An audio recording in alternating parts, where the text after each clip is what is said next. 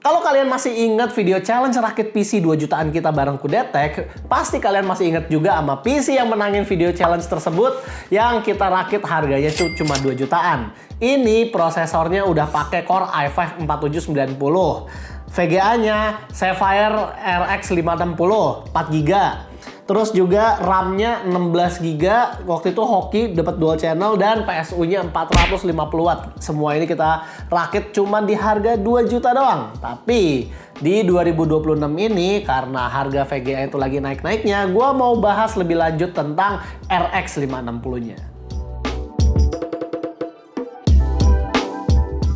Di awal tahun 2026 ini, di mana AI bubble itu lagi gede-gedenya, harga RAM dan SSD itu lagi nggak ngotak.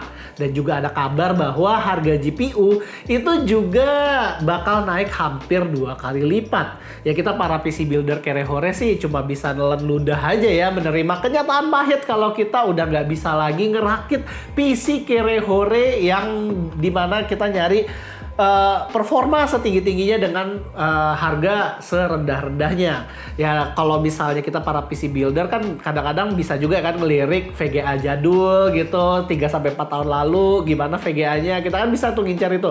Tapi kalau VGA tahun yang umurnya 3-4 tahun lalu itu udah pada naik juga, bisa sih sebenarnya kita ngelirik VGA yang umurnya udah 8-9 tahun lalu. Contohnya kayak RX 560 ini yang waktu itu kita rakit di PC 2 jutaan pas ke Bandung.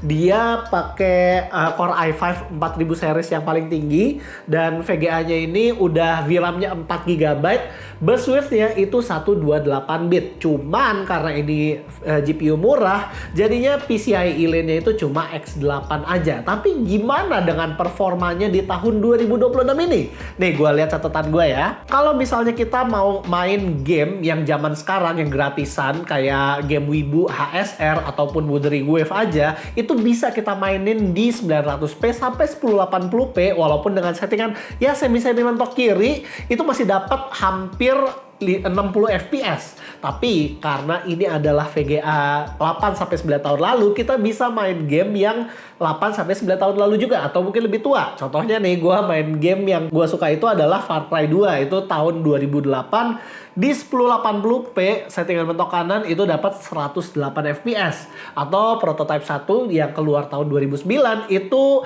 highest di 720p karena resolusinya nggak bisa naik lagi, itu dapat hampir 200 fps. Atau Tomb Raider yang tahun 2013 itu kita ultranya bisa dapat 60 fps. Kalau kita turunin highest bisa dapat 90 fps. Ya tentunya game-game yang antara range 2013 sampai 2015 bisa dimainin juga dengan hampir mentok kanan dengan VGA ini.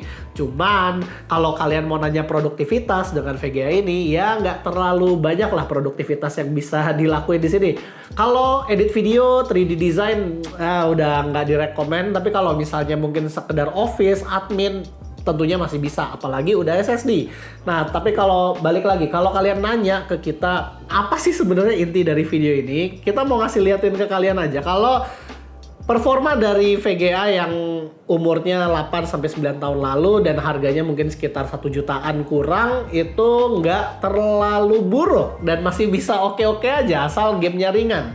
Tapi apalagi dikombinasikannya ini sama prosesor yang umurnya udah 10 tahun lebih. Tapi ya balik lagi harus terlimitasi sama opsi gamenya juga. Kalau kalian main gamenya yang AAA zaman sekarang kayak Spider-Man 2, ya jangan expect itu jalan aja udah bakal burik gambarnya ya, terus frame rate-nya nggak playable juga. Nah, tapi kalau misalnya kalian mau main game-game yang tadi kita udah bilang, sebenarnya masih bisa aja. Itu tujuan pertama gue ya, ngasih lihat performa. Dan yang kedua, gue mau jual PC ini di harga 1,8 juta. Spesifikasinya ya seperti yang tadi di awal gue udah bilang, kalau misalnya kalian mau lihat detailnya ada di sini, spek detailnya. Trouble-nya itu hanya ada di CPU fan-nya aja. Dia kalau lagi dinyalain kayak starter motor, jadi bisa diganti CPU fan-nya, atau kalian juga bisa upgrade lagi kalau kalian mau. Kalau mau upgrade si PC ini, itu kalian bisa upgrade si prosesornya, bisa di-upgrade jadi i7. yang 4000 series juga. Terus juga Mobonya sih yang sebenarnya butuh diganti ya. Ini Mobonya kan Biostar. Terus juga bukan Mobo yang bagus juga. Kalian bisa ganti ke misalnya kayak RX7 ya, yang H81-nya itu dia udah ada yang support sama M.2. Dia bahkan ada yang support M.2 NVMe juga. Kalau yang ini nggak ada M.2 slotnya. Terus juga cari yang dia itu VGA-nya bisa X16. Dan kalau misalnya untuk si VGA-nya sendiri kalian bisa cari yang udah support sama PCIe Gen 3 karena Mobo ini sendiri cuman support sampai PCIe Gen 2 doang. Terus juga power supply-nya sih kayaknya masih oke, walaupun waktu itu gue belinya second, tapi kayaknya masih oke.